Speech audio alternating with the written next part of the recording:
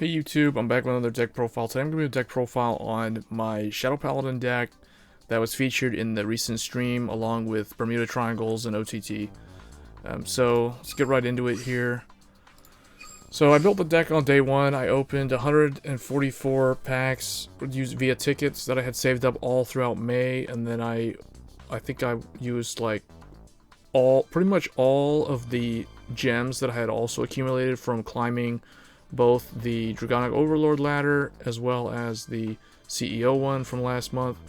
So that's basically how I built the deck. Yeah, it's pretty straightforward. You either pull all the stuff, like in my case, I got really lucky. I pulled everything that I needed. I pulled this, I pulled all the MLB, I pulled Solus, the Cocos, and yeah, so anyway, I didn't have to craft anything except a 4th Skullwitch Nevin, which I have, but the thing is, I'm keeping the deck list as the one that I built right out of the day one, like right at the release, which is 4 McLear, 2 of the Arenhod, Witch of Nostrum. So this is basically the Lian or the Gojo clone. You can run either this, or you can run the Painter that can help you fix the cross ride. Both are viable, I would say. If you want more rush focused build, then you could go Garuru Bow. But in the current meta, I feel like Garuru Bow isn't really needed. It doesn't do a whole lot for you. So I would prefer to run this. And then of course, Blaster Javelin. He is what you want to have in your opening hand. You always try to mulligan to have this card in your opening hand because you want to immediately search your Blaster Dark to ensure that your Phantom Blaster Dragon is 11k. It's just the ride chain. That's the main reason why Full Bow is a starter. So Full Bow, when Blaster Javelin is placed on him, you get to search Blaster Dark, and then when you ride Phantom Blaster Dragon, you get to call him out. So it's kind of good against Tejas, because Tejas won't be able to rush it down early. It just kind of like hides in the soul, but you won't be able to use it as a booster though at the same time. So it's kind of a double-edged sword. Shows up later, uses retire fodder for PBD or PBO. So yeah, it's overall it's the best starter that we have. And then I'm running 8k vanillas, 3 copies of Black Sage Sharon, because it's a really good target with Maka, because Maka can call this out and build a 17k column against MLB. That's a good number.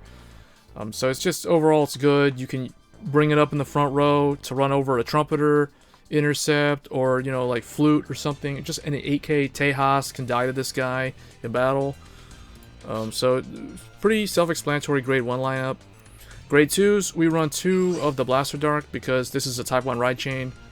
Type 1 ride chain is basically the same as Amber Dragon and Enigman. Anyone who wants some advice on type 1 ride chain, only ever run 2 of the grade 2. You do not need 3 or 4 copies because it wastes space, because once you're at grade 3, these become vanillas, 9k vanillas who don't do anything for you. So yeah, that's why you only run 2. Same deal with Amber Dragon and Enigma Storm. You only run 2 of the grade 2. If you're running 3 or 4 and you're doing it wrong, there was an old article back in the day by V Mundi, and that's probably going to show you guys I'm an old school Vanguard player. Because Vimundi had a blog that did all the probability and statistics and said that for type 1 ride chain, which is this type of ride chain, you only run 2. 2 is most optimal. 1 is too few, because if you have 1 copy and you draw into it on your first turn, then your Blaster Javelin that you ride, it doesn't help you. It doesn't deck thin. It just doesn't do anything at that point. So you miss out on that advantage. So that's why you run 2. To ensure that you get it. The other reason, if the ride chain bricks and they attack you, if you went first, then because this is your alternate ride target. That's why we run at 8k, because this and this both would be 8k Vanguards, and then the third target would be this, and the fourth target would be McLear.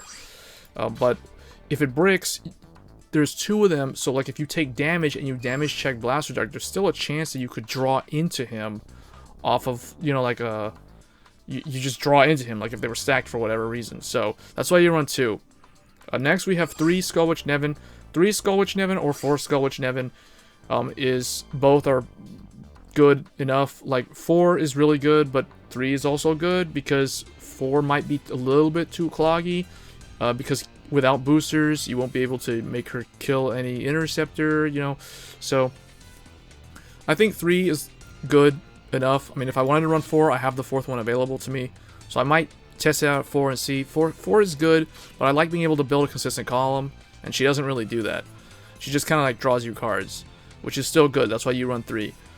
Cursed Lancer also is a 3 of in my book. I wouldn't run 4 of him unless you have 4 and you don't have any other choice. But he's good because he unflips, and that's good for your PBD and PBO skills. Counterblast 2 basically. So 3 of him, 1 Maka. It's either going to be 1 Maka or 4 Nevin. Like 1 Maka and 3 Nevin is what I'm running, or you could do like 4 Nevin and no Maka. If you really want to run Maka and Nevin, then you would take out another Cursed Lancer, and you'd only have 2 Cursed Lancer. But I feel like Cursed Lancer is just too important of a card to have less than 3 of. So that's why I run 3 of him and 1 Maka. 1 Maka comes in clutch to build a 17k column, like I said. Or she could also build a 16k column if you don't have any Charons left. You can pull this out. And then for Nullity, not a Nullity Masquerade, you gotta run 4 of him because he is a 2 for 1 in my mind. What I mean by 2 for 1? The fact that he can swing 12k means he can hit MLB without a booster. So normally you'd have to commit 2 cards on the field to attack MLB, but with him he can do it all by himself. So Nullity is really good, and for that reason we run 4 of him because he's just one of the best grade 2s that the deck has right now. I mean, he can also do the same thing when it comes to fighting 11k Vanguards. Like, he can swing into Perfect Riser without a booster. Same thing. So 4 of him is just really good. Moving on to grade 3s. Phantom Blaster Dragon, I would say, is probably one of the main ones you want to run 4 of. This is available via the Metal Exchange, so you can get the alternate art version, which is actually the triple R version from the original card. This is actually the SP artwork. That's just a little bit of trivia for Vanguard. But anyway, the history. So this is good. If for the deck to really function properly at like a competitive level, you definitely want to run 4 of him. But you don't really want to stay on him throughout the game. What you really want to ride into is this. So PBO, Phantom Blaster Overlord, this card got buffed through the roof. He basically has the Persona Blast skill, but he doesn't have to Counterblast 3 anymore. It's just Persona Blast and gain 10,000 and crit when he swings. But he has this other really good effect, Counterblast 2 to retire a rearguard, to retire one of the opponent's rearguards. So this is very good at sniping a booster in the back row, so you can disable an entire column, because you'll kill the interceptor during the battle phase, and then he kills the booster in the back row. And then you could even like kill MLB's booster, so MLB is now only 12 and he's 13 if you cross ride, stuff like that. Just very good card. You need to have max copies of it for the deck to be at a competitive level. Next, Dark Dictator. This is your budget option, so he's really good because in terms of the other grade 3s that they have available, there isn't really anything in terms of the budget cards that are better than Dark Dictator.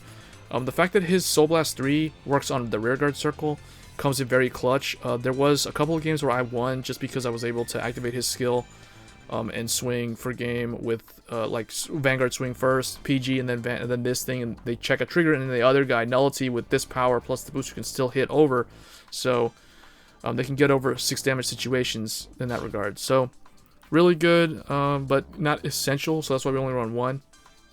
And then the best heal trigger for them is definitely Dark Mage about our car, because when he's placed either Vanguard or Rearguard, he top decks you a card. Very Gold Paladin style effect. But he inconsistent calls, that's a Gold Paladin trait, but he's still very essential. The 9k body is bad, but ultimately if he was 10k he'd be almost broken in my book. So yeah, that's my Shadow Paladin deck. Now we're gonna show some footage of how the deck plays in action, so you guys get a feel of how this particular build works. And it's pretty good, it's pretty fun. I did from basically release, I've been playing this deck on the Legend ladder, climbing, and I'm currently Legend 25, so I think I'm still in top 1000, but my rank keeps going down because I haven't been playing. Just show you guys, I mean, it's a good deck, but it's a hard deck to wield effectively compared to like MLB, which is a much easier deck to win with, or even Perfect Riser is technically also much easier to win with. In terms of like the combos, they're way more straightforward. This deck requires more thinking and planning ahead. So if you like those sort of things, like strategizing, then this deck is for you. This deck is kind of similar to Dark Irregulars in terms of how you have to really think through certain plays in terms of attack order and stuff like that. So that's basically it. Trigger lineup is 9 draw, 4 heal, because you have inherent critical, and you're very piece reliant. PBD, if you ever have to use the effect, has a retire 3 rear guards, so you kind of want to replenish resources in that regard. So anyway, guys, let's show the footage now. I'm going to roll footage from the previous stream, and hope you guys enjoy the deck profile, and let me know in the comments what other type of decks you want to see me build, and if I have them, I'll certainly consider putting them on the channel. Okay, everybody's giving me only like 20 points. No one's giving me like 30 points.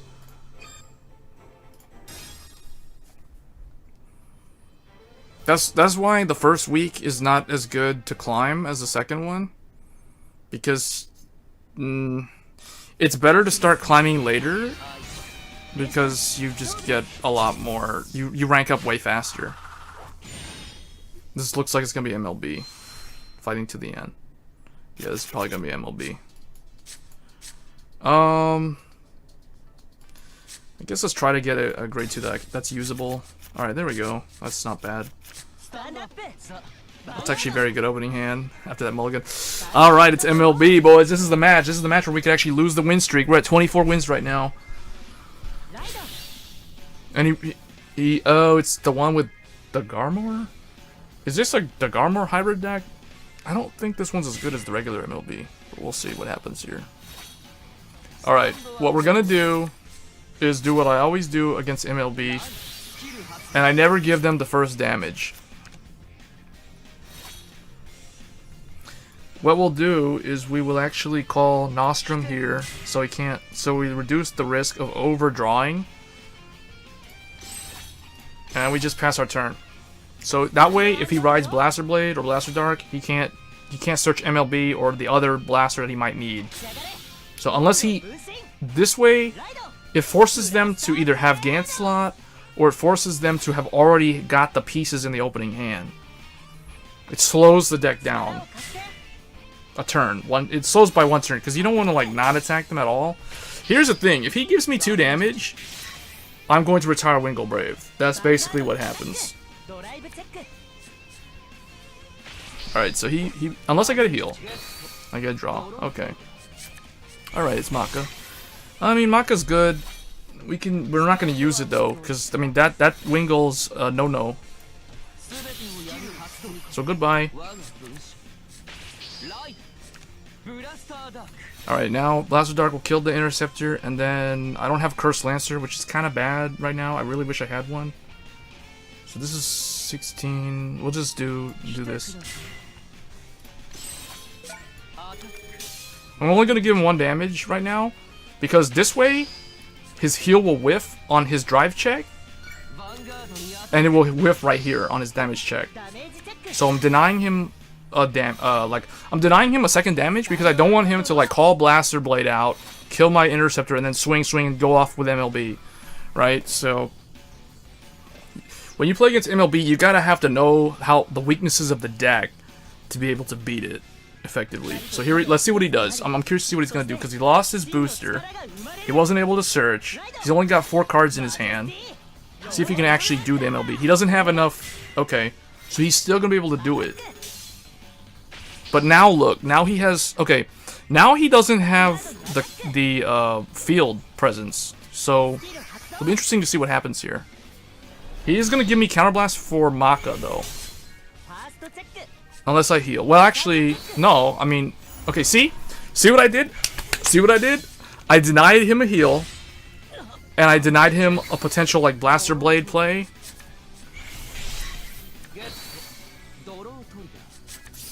Oh wow, that's good. That's perfect. I need that card for the Cross Ride. Cross Ride is what's gonna make me end up winning this. All right, 7 and 5 is 12. So we will.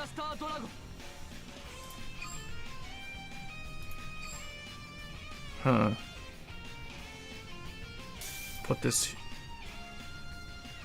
Kind of want to make. I need this here actually. The reason why is because I need to. Yeah, yeah, I need this. I need to build up some good columns right now, so I can use this column with the nullity later on. I need 2 interceptors this turn. I have to push some damage here. Alright, this is the weakest column. 19 and 17. So yeah, they both hit the right number. I need like 1 trigger though. Oh, okay. So I'm only gonna be able to hit with one of the others. Maka's going in for the kill. Alright, and look, the thing is, he's still trailing me in damage. So the thing is, he still can't heal. And he only has 2 cards in his hand. So he's dependent now on draw triggers to refill his hand. And the thing is... Oh, look. Okay, he's calling out 3. That's not going to help you, pal. And now he's going to have to waste the MLB on the other intercept. Look at that, boys. Heal number 2. Denied. Denied heal. Okay, if I draw... Okay, he got 1 draw. I'll give him that. But if I draw the Phantom Blast or Overlord, this is going to be hilarious. Like, for the Persona Blast. Because I'll just use it. I'll use it. Because he only had, like, a couple of cards in his hand. Now we're going to cross-ride. Now we're going to... Okay, he didn't deal me any damage. So we kind of just need to sit on these boys, I guess. Now we're just going to swing into him with everything we've got. This is 18 down the middle. All these are strong.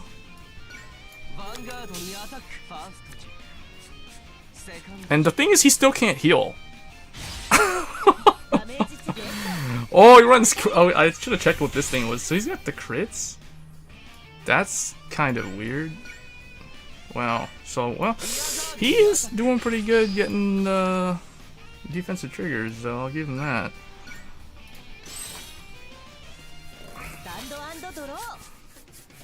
Now he can heal. What? What is this stuff? He has a bunch of great 3s in his hand. That means that the likelihood of him checking a trigger is down. I didn't realize he had that many great 3s. And he keeps getting his draws. Wow. Alright, now it's gonna take the PG out of my hand. There's Blaster Blade. I still don't have any counterblasts, so wait, that's 12. So 7 and 5 is 12. So we can still, okay. Is this really worth using? I mean, this forms 17, so yeah. Give me a 2. Oh boy. Oh boy, this is not good. So. 17. How are we gonna do this? Because now he attacks me with that. He has a trigger. I don't have any interceptor. We're probably gonna have to just. Oh wait. That over here. Yeah. I need at least.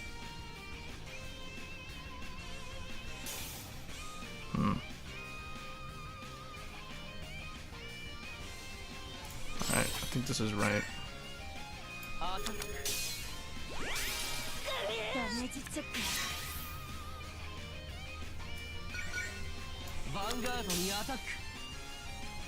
Oh, I should have attacked with the Vanguard first. That would be safer. Yeah, that would have been the safer play.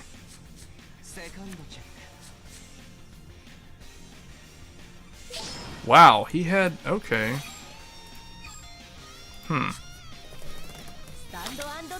So what's gonna happen here, he can attack that. He can attack Nevin. Alright, that's gonna trigger the PG. So... Oh, I forgot that even did that. Oh, what? I didn't even realize it did that. Oh, that's cool. So now he's going to... Okay, I'll live, because I'll perfect guard. But man, I didn't even read this card. This dude has luck sack his draw triggers the whole game. Every single turn he's gotten one. Alright, but I got rid of 2, so we just need to do 3 attacks to him. Alright, he gave me the thing I needed.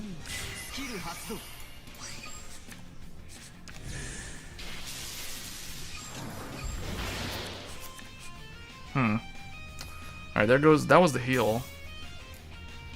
Let's get rid of that.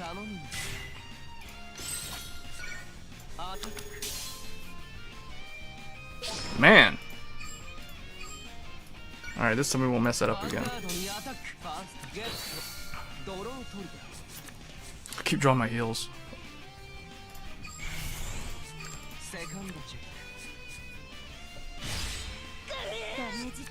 Wow. So 22? Okay. 25. He's gonna need double. Or 24. He's gonna need double. Wow, man. That dude held on. We had to fight for that one. I was surprised. I was getting a little bit nervous there. Alright, well that was... Now we're at 25 wins. But hopefully that kind of teaches you guys how to play against MLB. It's all about denying him the first damage, staying 1 damage ahead of him so that his Ganslot's whiff. Because did you see that? He whiffed twice